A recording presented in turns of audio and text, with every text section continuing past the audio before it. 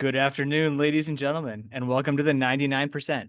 My name is Jesse Vonderchek, head coach at Top Step Training, and I am joined, as always, by Marilyn. Hey everybody, great to be here with you, Marilyn Chakota. You can find everything with me at mcc.coach. And we have a very special guest today. We have Emily, last name maybe Leestma. We'll find out more about that later, but welcome to the podcast, Emily. Thanks. I'm glad to be here.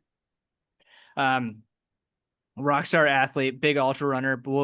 We've had a whole bunch of that we're going to dive into, but first I've got to ask Marilyn what's going on. So, Marilyn, what's going on? What's going on? We're still hot in Arizona. Oh my God, will it please stop? Um, still working our way through the summer months, and everyone I talk to is like, "Oh yeah, maybe a month more." I'm like, "Oh my God, if we have a month more of 100 degrees, I think I'm gonna run away." But yeah, working our way through, and not too much exciting stuff going on here. I got a little bit of a head cold, so that's fun to be like coughing and sneezing. So if I cough a little bit this podcast, don't mind me. And yeah, just ticking along, trying to do it, getting back into triathlon training. Like I had said in the last podcast, my number one for me right now is just like, can I get back rolling into swim, bike, and run and just roll that schedule for like 6 months and then see where that takes me into next year, hopefully into some 70.3s and then maybe there's like a secret goal of Kona at 50 or something like that. We'll see. We'll see if we're able to do that. So but first things first is, can I roll a triathlon schedule? And it's been going really well. It's just with the heat and not have done the three sports consistently in a long time. I've been predominantly a cyclist for a long time, so it's been interesting to see how how much less I've been able to train than when I was just cycling, to be honest, because I've gotten, so efficient with cycling and so fit with that. I was able to roll pretty strong weeks, like 300-mile weeks, somewhere between 16 and 20-hour weeks fairly consistently and not be tired, not be sore, all of that. But getting back into adding the swim and the run back in, really the balance of swim, bike, and run, and a little bit of gym work. I'm sort of floating around between 13 and 15 hours a week, and that's kicking my ass, just being able to handle that. And I'm moving slow in all of it, and so it's a little bit of a mind thing too. It's like, oh boy, but I understand it. Luckily, I've been in the sport long enough and also coached long enough. It's always fun trying to do that stuff for yourself, is say like, hey, I just got to roll what I can repeat, as I say to my athletes all the time, for an extended period of time and slowly progress it and see where it leads. So fun stuff. How about you, Jesse? Oh my God, you just did an Ironman. I did just do an Ironman. I thought maybe you would have forgotten, so we wouldn't have to talk about it. Oh, come on. It's But yeah, let's hear all about it. And also congrats. You said was this officially your last pro Ironman? um, Maybe not. I'm gonna say yes to that question. I might still dabble in race a 70.3 or two or something like that, but I think it's gonna be my last Ironman for the foreseeable future. Um, yeah, I feel like I don't really have the capacity anymore to train the way that I feel like that I want to train in order to show up at the starting line the way I want to feel. And I mean, I kind of feel like unfortunately this race was just kind of like more evidence of that.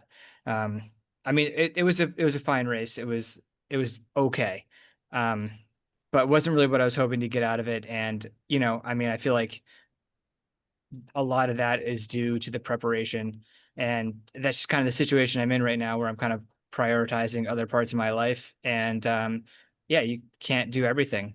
Um, I will say though that the the high point of the race was the fact that I've been swimming like on average 10K a week for the last 8 to 10 weeks or something. And before that, it was less than 10K a week. And I missed the front group, so I swam kind of by myself. I had a couple of guys on my feet, and I swam a 53 off of 10K a week. So I was pretty happy with that. I feel like that. I Heck know yeah. 53 isn't amazing, but off of that little swimming, that and I felt pretty good. So that made me happy. And that's cool. Like when you say you don't have the capacity, I think it's good for listeners to understand what that means. And as far as, do you mean like physical capacity, mental capacity, or just in your lifetime wise as things shift? Yeah, good question. Mostly time wise. Yeah, I'm focusing a little more on family, focusing a little bit more on coaching, and just devoting a little bit less time to training. And not only time, but also just like energy, kind of like you were talking about, like that, there's time and there's also like how much energy you're willing to put into that time. And I feel like I just haven't, um, yeah, I haven't been putting in quite the same amount of energy and time that I was doing in the past. And, you just can't race at the same level when you're not doing that. Fair enough, right? Yeah.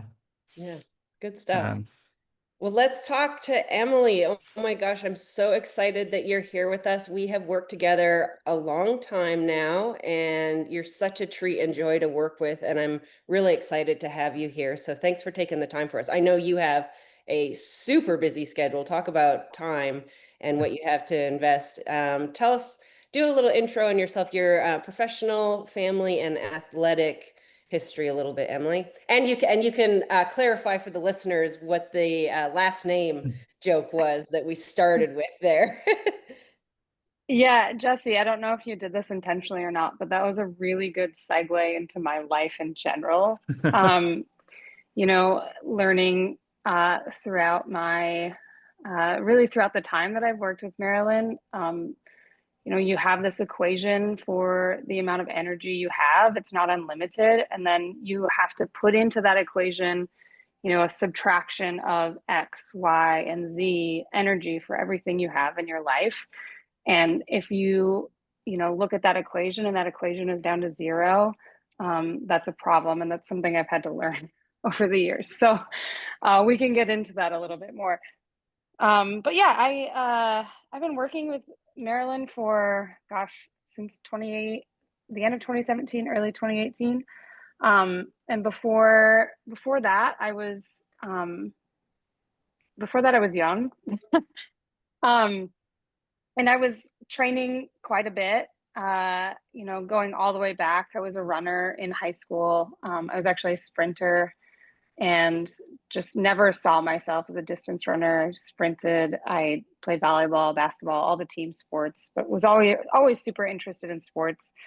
I actually moved overseas for a while after high school and started running longer distances. I was living in Zambia at the time, and so the only way I could catch the bus was by running. And started running longer distances when I was over there. Didn't really realize it. Didn't own a watch. I ran in Crocs. That's a whole story. Because I didn't have tennis shoes. And anyway, I was there for about a year. Came back, realized that I was running pretty long distances. Hopped into 25K when I was, gosh, 19 or 20, and kind of fell in love with distance running from there. Um, and trained at a pretty high level from when I was pretty young. I think it helped keep me kind of on the straight and narrow when I was going through college and everything. I never ran in college or anything, but mostly because I was interested in longer distances. 5Ks intimidated me, but a marathon didn't. So, through college, I ran and um, got kind of introduced to multi-sport just through the community that I was in, the running community. It started with, I think, a 25K and me never thinking I could run a marathon. And then, the group was like, well, we're running a marathon. And I ran a marathon, said I'd never do that again because it was horrible. And then immediately signed up for another one. And, I think between my first marathon and my second marathon, I got like a 45-minute PR and I was hooked from there. And that whole group, when I was younger, took me into this whole journey of, from distance running to Ironman. And there was someone doing an Ironman. I was 21 when he was doing Louisville back when the Louisville full Ironman was in August when it was really hot. I do really well in the heat, Maryland. So I'm jealous of your 100-degree days because I'm in Michigan. So we don't have those anymore. Those are very few and far between. Um, but he was doing an Ironman. I didn't have any resources, hadn't really ridden a bike much. I swam some when I was in school, but not a lot. Didn't really have any experience, but was just like young and naive and was like, yeah, I'll do an Ironman with you. And bought a bike at a pawn shop, not joking, because I was young and poor, and did my first Ironman on a bike I bought at a pawn shop. And, luckily it was a river swim, which at the time I didn't appreciate, but now I do. And turned out really well for me. And, did another Ironman, a bunch of 70.3s, fell in love with the distance, then kind of made a foray into ultra running. This was back in 2011, 2012, before ultra running really took off, really back in like the Scott Jurek days, the Born to Run days, for those of you who know what that means. And I fell in love with, distance running was my first love, and triathlon was great and a great way to cross train and not get injured. But I just loved running because it was so simple.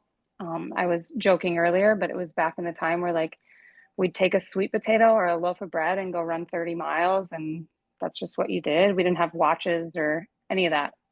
We just ran because it was fun.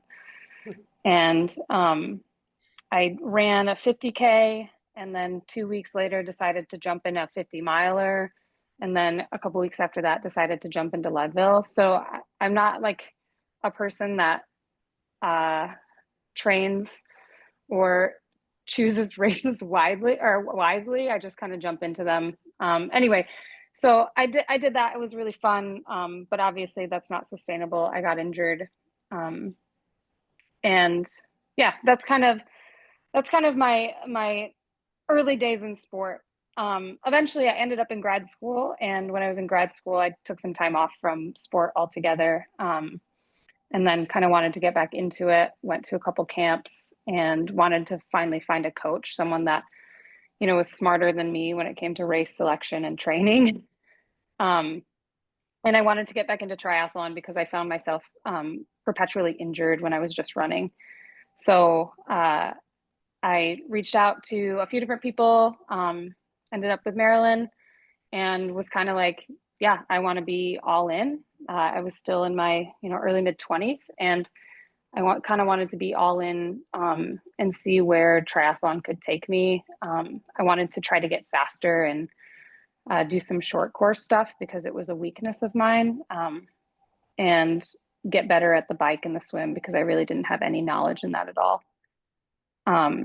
And so I signed on with Marilyn, and a couple months after Marilyn started coaching me, I'm not joking, my house burned down, maybe even just a month.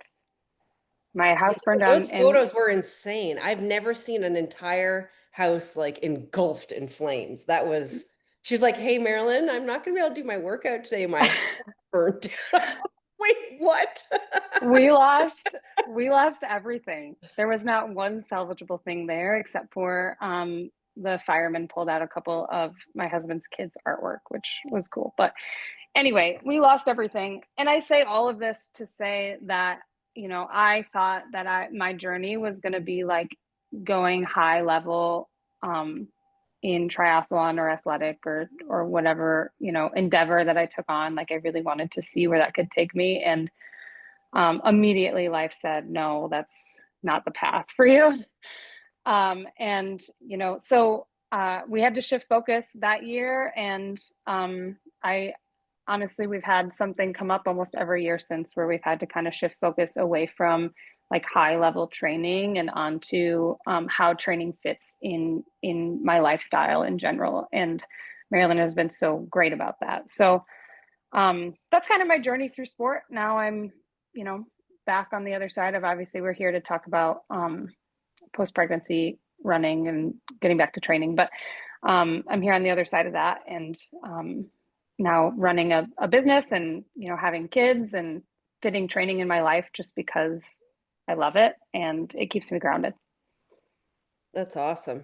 And what's really cool too is that you say all that, but you're still like extremely competitive and fast. Like, so there is, you know, all these sideways, like life takes twists and turns, and maybe it doesn't go in the exact path that we want. But when you toe the line, you're someone who, I don't think there's too many races where you're not right up there at the front of the race. So that's important to remember, as well, as that you're just a very, very talented athlete too. So although the path might not look exactly as we envisioned, you're absolutely a high level athletics person too. So it's awesome. I think I'm just competitive and hate to lose at anything.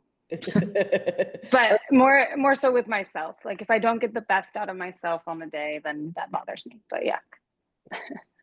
Great.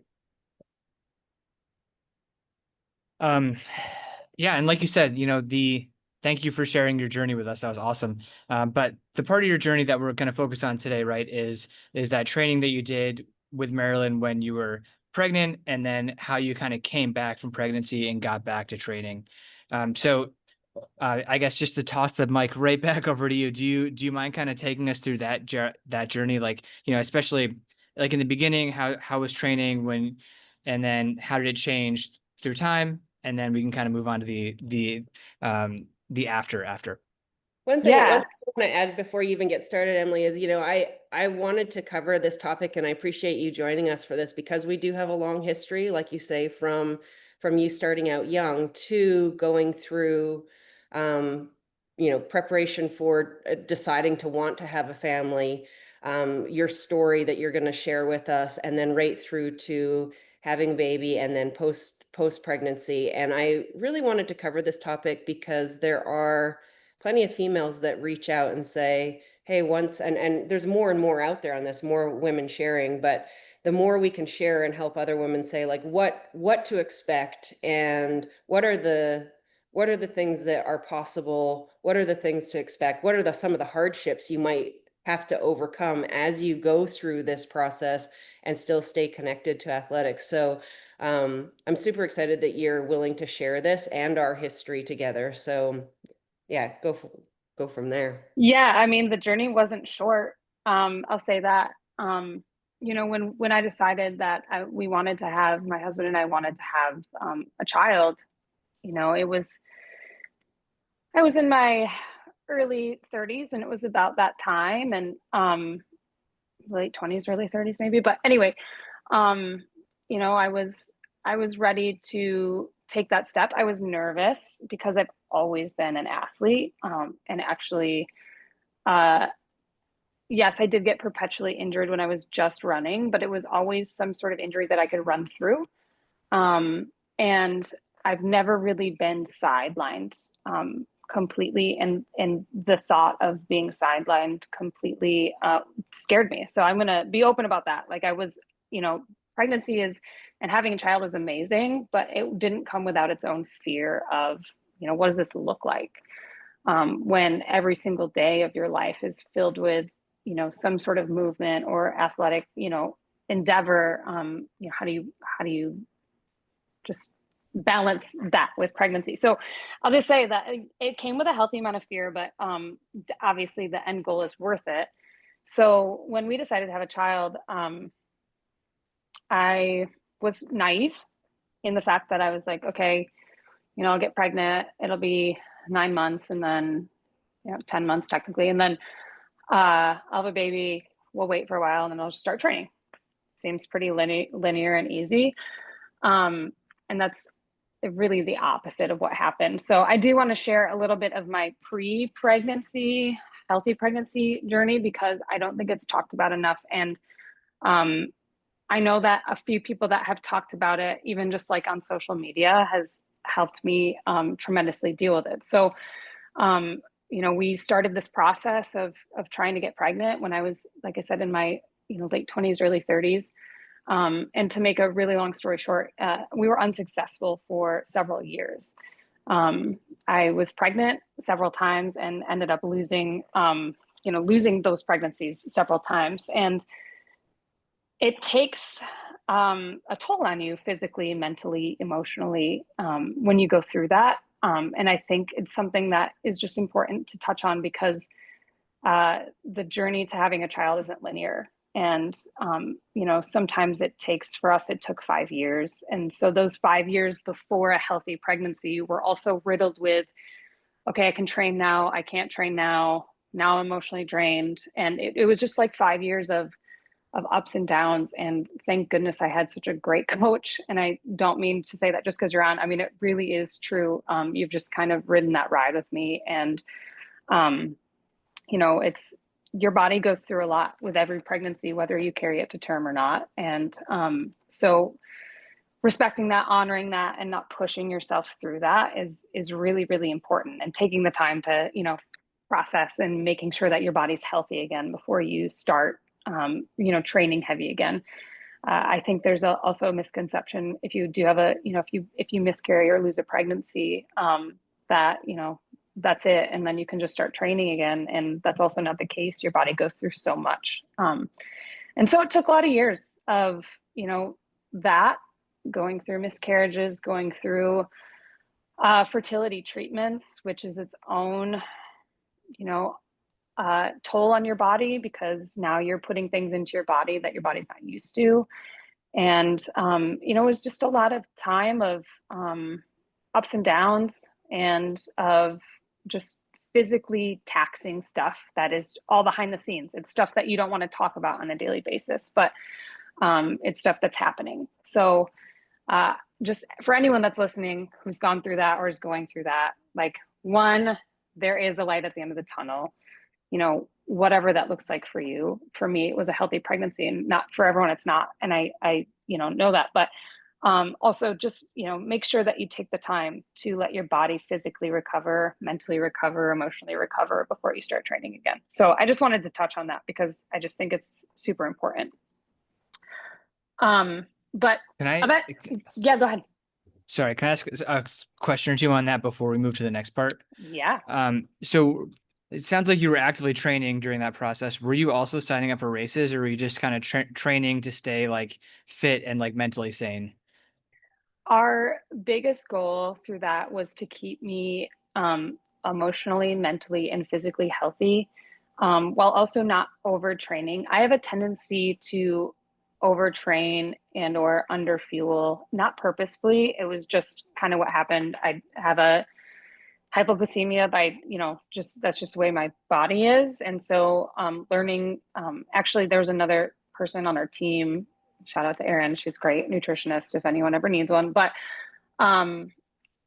she really helped me, figure out how we can train to keep my body healthy and preparing for a potential pregnancy while also not overdoing it. Like, if I'm trying to, for me personally, everyone is different, right?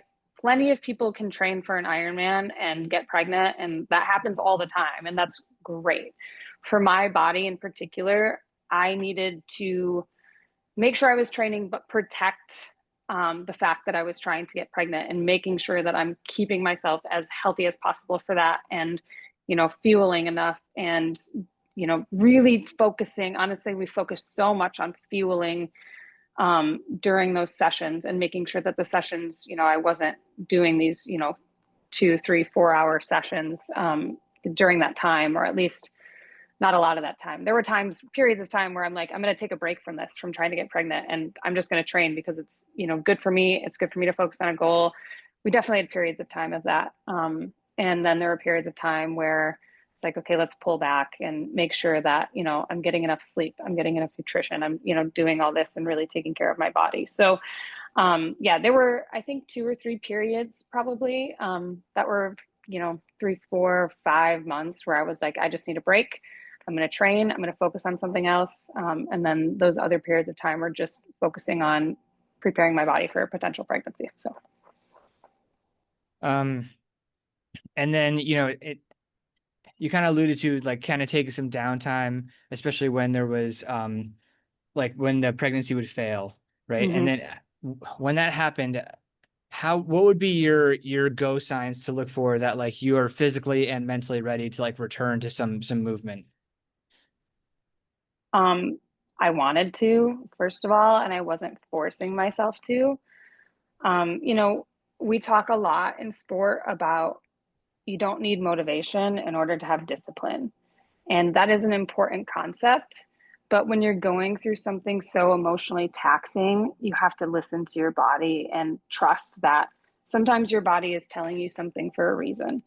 And so when there were days where I didn't want to do something, I just didn't do it. And you know, there's a time and a place for that. But that was definitely the time and place.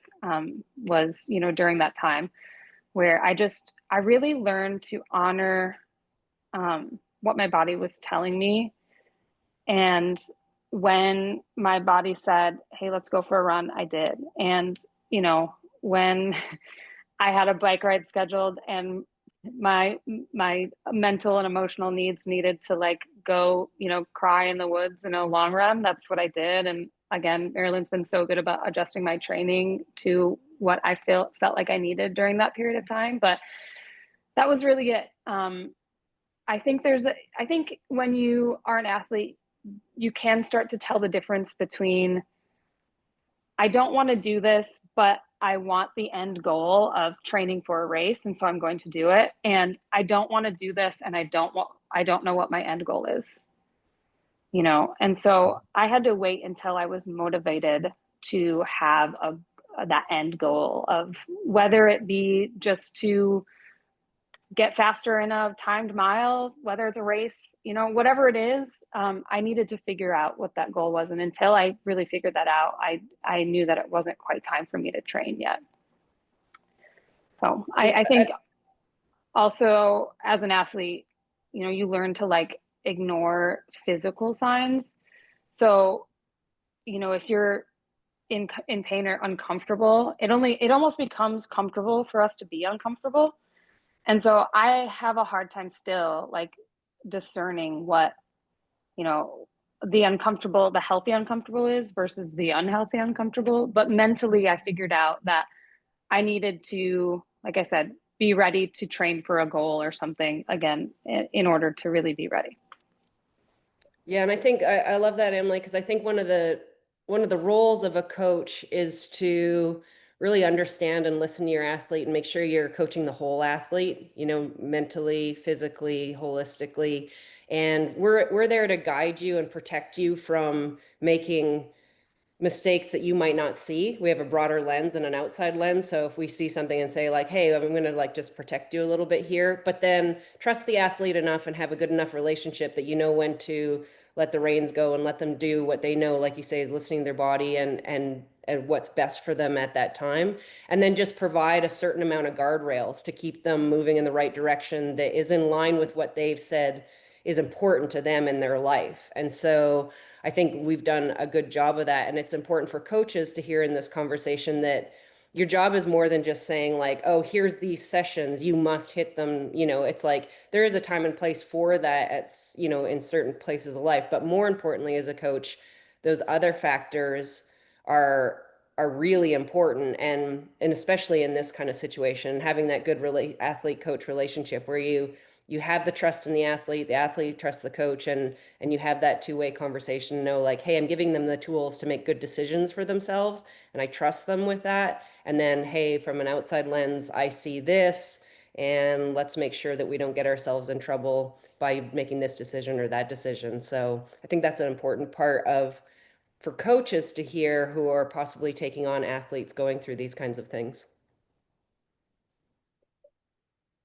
Yeah, I need a lot of guardrails. So it was important that Marilyn provided those. Well, I mean, that's every athlete, right? I mean, Yeah. you know, that's Oh, yeah. very, very standard, right? But yeah, no, thank you for sharing that. I feel like there's a lot of really good nuggets that people can take away about listening to your body and listening to what feels right and using that as cues. And then, you know, having someone like Marilyn in your corner to bounce those thoughts off of to help put those guide rails up and make sure things actually like make sense, you know, from her point of view as well. It seems like it's been well, it sounds like it did a really good job guiding you through that uh, maybe kind of rough 5-year period.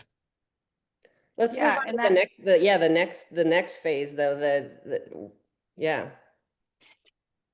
yeah, so when I, you know, we finally realized that I had a healthy pregnancy. By this point in time, I'm considered a geriatric pregnancy, which is so silly because I wasn't old. I was 35, but that's what they consider a geriatric pregnancy in OB terms. So I was considered high risk because of my age, which when you're healthy and 35 as a woman, I don't think you should be considered high risk, but neither here nor there. Um, anyway, so uh, that automatically put me in a high risk category. So I got lots of monitoring and things like that. And first trimester of my pregnancy was very rough. I was very sick, and we did what we could. I did still run and did a lot of biking actually during my first trimester.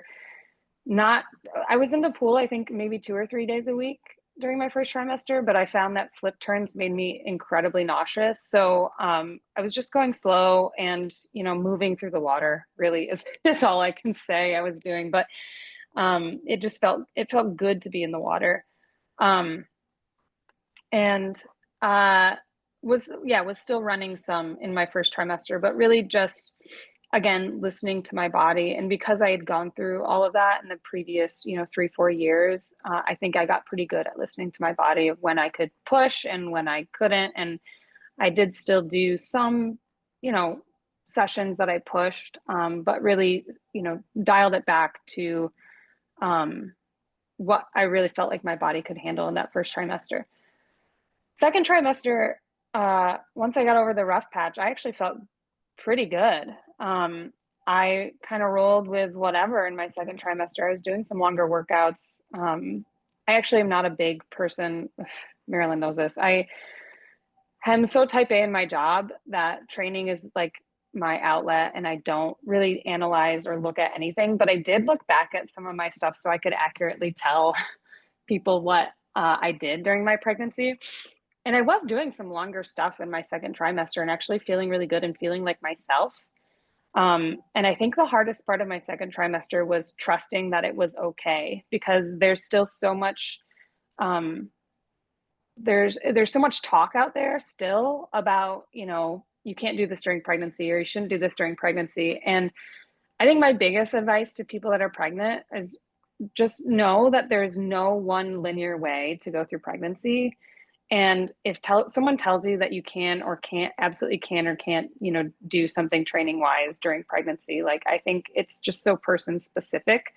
I just didn't listen to any of anything that I heard on social media or whatever. You just throw that out the window and just have conversations with you and your doctor about what is best. And sometimes even doctors aren't familiar with athletes. And so you have to make sure that your doctor knows that, your baseline is pretty high level training wise. And so when you're feeling good, is it okay to continue what you were doing before? I felt better when I trained. I felt healthier. I had more energy. I think the only thing I really dealt with in the second trimester was I was tired, but no big deal. So, second trimester was great. I ran all the way through, and I know that I ran until about 25 weeks. And I know some people run up until they're 40 weeks, and that's great. I'm happy for them. I carried a very large child. He was 23 inches long when he was born and over 9 pounds. So he ended up in my ribs, and at about 25 weeks, I couldn't breathe comfortably and run or really do much of anything. I happened to take a trip to Europe, which I know, risky move, late in my second trimester, early third trimester. And I did a lot of hiking when I was there. We were in Iceland and the north of France and Belgium. And it was a great trip. I highly recommend doing that trip when you're not pregnant, so you can drink Belgian beer. But neither here nor there. So we did a lot of hiking when I was, over there. And I started doing in my second trimester, especially, and then into my third trimester, started doing some like light strength work. Not to say I wasn't doing it before, but really spent some time focusing on form and correct form for pregnancy, and making sure that, you know, that strength work was there because I knew that I would need it when I was going to have a child. And I had a pretty good hunch that if you know, kept up with your strength work when you were pregnant, that post pregnancy would be a lot easier because you wouldn't be dealing with some of the stuff that people deal with post pregnancy as far as like core work goes. So just doing some light strength work and making sure that I was really focusing on form. But I stayed biking and swimming all the way through my third trimester. I also coach in the fall. So I was running around coaching up until the day before I went into labor. So I was very active, but I did stop running around 25 weeks. And I was very uncomfortable in my third trimester just because my baby was so large. So spending a lot of time in the pool, just messing around, floating, you know, just moving through the water ended up really helping me in my third trimester. And I did a lot of walking in my third trimester, but definitely slowed down a ton in that third trimester to, just get ready for, birth and post birth. So that was kind of my journey through. First trimester was rough. Second trimester, I felt pretty normal. And then third trimester, just super uncomfortable. But I just found that movement and strength work helped. What were the biggest things with the post focusing on the strength that you noticed that was the right decision? You know, like Mm-hmm. even as you through birth and right afterwards with the recovery, I mean, there would have been clear things, like you say, it was a hunch for you, but end up Yeah. being absolutely the right thing. What were some of the things, like clear markers that you noticed? I would say, well, first of all, in true endurance athlete fashion, my labor lasted 37 hours. And so you need a lot of strength for that and a lot of stamina. Um, it was absolutely the hardest athletic event I've ever been part of. So that was part of it. Unfortunately for me, but fortunately, because everything turned out fine, I did end up in an emergency C-section, just because my baby was so large, I think. And everything was fine. Everyone was healthy. But a C-section is a whole different type of recovery. That's major surgery. And I didn't take it, I don't think, seriously enough that I would literally be opened up from my abdomen and it would take a long time to recover. So I think what I found is, people said, oh, C-section, it takes so much longer to recover, and, it's horrible and blah, blah, blah. I mean, I heard a lot of horror stories about C-sections, and it's serious surgery, right? You have an enormous scar when you're done. But I found that I recovered actually quite quickly. But it was because of, I'm convinced of it, because of the strength work I did before, and like learning how to engage my core in pregnancy was very, very important. Because post-pregnancy, I just continued that. As soon as my doctor said, yes, it's okay, obviously clear these things with your doctor, especially if you go through a C-section. But man, once I was able to do that, I felt like I actually recovered relatively quickly. And I really do think it was because of the work I put in before. So I think 5 weeks post pregnancy is when I first started running again. But I was biking, I was walking and biking I was walking a couple days post C-section. And movement helped me recover. I'm certain of it, just even walking. And then I think I was on a bike a couple weeks after. So it was, for me, the post pregnancy was where the evidence came in that movement during pregnancy helped. It just, I just, I don't know. I just think that my recovery was so much smoother than a lot of people I've talked to because of that. But I was very adamant about every single day making sure that I'm engaging my core, um, and doing the right exercises, right? You're not doing crunches, but doing the right exercises for those lower core muscles to make sure that they're engaged. I was very concerned about that and my hip strength, because obviously your hips change a lot during pregnancy. And for me, I carried very low with a very large baby. So my hips were all screwed up post pregnancy. But man, it just took a couple visits to the chiropractor and some daily, lower pelvis work, and it seemed to correct itself pretty easily. That's awesome that the strength work seemed to really kind of pay off on both ends. And it sounds like that post pregnancy, you also had a pretty dialed strength routine you were rolling through to help keep everything stable and get back. Yeah, I had some exercises that I could do right away. Like I said, they're very light. I mean, I know as athletes, we're used to like, these huge strength, sets or whatever, or huge endurance sets. I mean, I'm talking about, I don't know, squeezing a stress ball between your knees, or just like learning how to do a glute bridge and really engaging your pelvis. I mean, very, very simple exercises that I think it was something that I could focus on post pregnancy too, where it's like, I literally can't do activity, but what can help me to get back to doing activity quickly? And I knew that that was, one of the things that could really help. So it was a good thing for me to focus on, of like, okay, let me do this 10 or 15 minutes a day of work. Very simple work that I can do while my baby's sleeping right next to me. And my baby also did not sleep hardly at all the first month.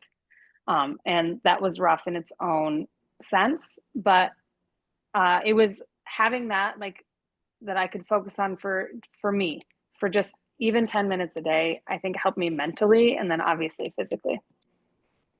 I Yeah, think, no, sorry, sorry, go go ahead. ahead, Mara. I was just gonna say that I think that can't be overstated how important that kind of like, light work that doesn't feel like it's doing anything, how really important that can be to like establishing that correct muscular engagement that you're talking about, right? And even if it's just breath work or anything along those lines that you're doing in the beginning, that's like setting the stage so that when you can graduate from, the stress ball to the balloon or whatever it is, like you now actually have the tools to do that appropriately. And I feel like if people don't see the value in that, that's the easy stuff to just skip and say, yeah, I'm just gonna whatever, watch TV and not do that, right? But I think that those first steps, like the first steps in anything, they can be the most important. So I mean, I think it's, yeah, good job doing the stuff that doesn't feel like it's benefiting, but really does in the long term. So for someone who, if you're a man or you're a woman who has never been pregnant, this is also a great message. Uh, I did not take strength work seriously enough before I was pregnant. And I found that the time that I spent on the little tiny things, the breath work, the positioning, the engaging your muscles correctly, now I'm in the gym. I'm actually taking strength work seriously, especially as I get older. I know it's important. And I've found that it's helped me now. I'm deadlifting, and it's like, okay, engaging my core deadlifting before, I wouldn't totally understand what that means. But because I did those little things and I focused on them, those little things that don't seem to mean much, uh, now when I'm in the gym doing these heavier sets, I can do them, and they're, relatively simple. So it did help me long term, actually, in a surprising way. Yeah, it's That's awesome. awesome. The other thing I think that was cool what you said is that through this whole time, like the 5 years, and then the pregnancy, and even, during, after, is as an athlete, I think a lot of women, you know, we focus so much on it is like we focus on the joy of having a baby and the process, and it is such a gift and such a joy. But there is struggles too, like you mentioned really early on of, hey, there's some fear here of letting go of my am I going to have to completely let go of my athletic self? And I've only lived a certain way for so long. And you did such a good job of staying connected in whatever way you could. Like you said, 10 minutes a day when the baby was asleep next to you. Talk a little bit about the, if you don't mind sharing, a little bit about the mental health aspect of that process, and how that it would be really easy to just give up on that or have so much fear it takes over, or, not maybe understanding the importance of that or what roles it plays. Yeah, that was huge. And you say you did such a good job of it, but it did not come without struggle.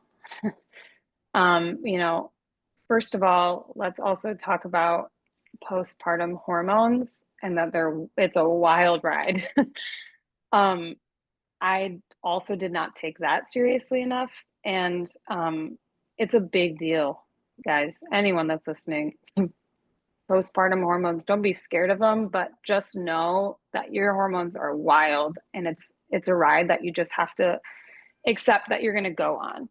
And it's okay to have the highs and the lows and everything in between. It's normal.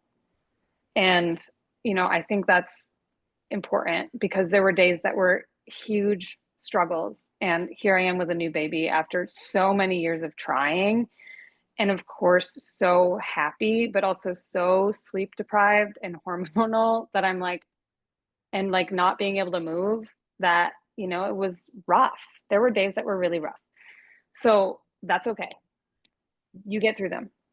Um, and I do think, like I said, focusing on like even that 10 minutes a day, even if I absolutely didn't want to, did help my mental health. And then that, gradually progressed. I think, yes, at the beginning, I was very scared of, okay, what does this look like for the rest of my life? And the more I let go of what does this look like for the rest of my life and embrace what does this look like for today, I think the easier it became. So I was, yeah, at first worried, like, am I ever going to be an athlete again? Because your brain starts like going like, okay, well, then I'm a mom, then I have all this responsibility, then I, blah, blah. Like, I don't know, we can't plan for our future. So the more I gave that up and just said, what does this mean for today? What can I do for today? How can I give 100% today? And yeah, sometimes it was 5 minutes of core exercise. That was my 100% for the day.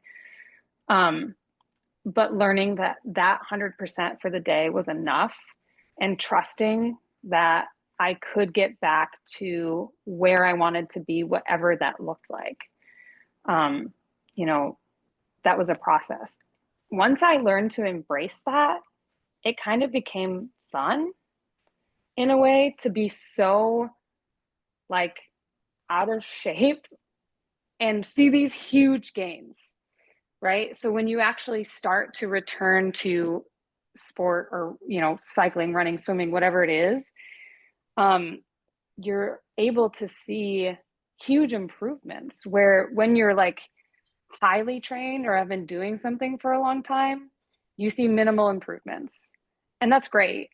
But it kind of became a fun challenge for me to see like, oh, what could I do?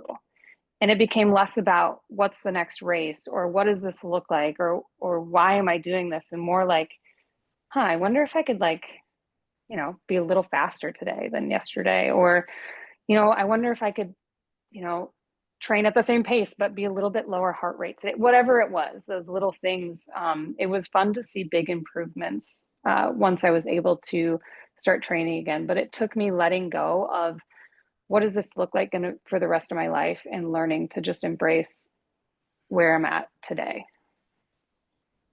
So I think that was, yeah, that was the biggest thing.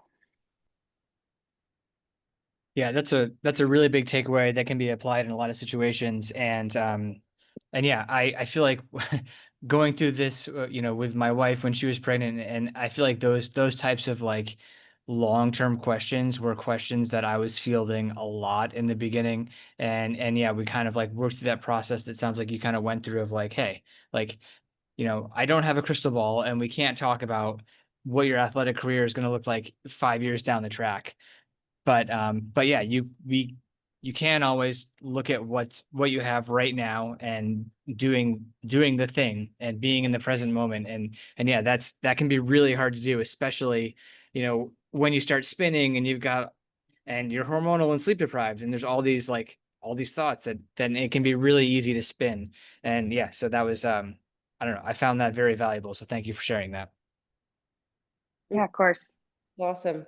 I think if we were gonna give any of the listeners, women going through these things, women maybe thinking about going through these things, and the men on the side supporting women going through these things, what would be your top pieces, your top takeaways for them to zone in on?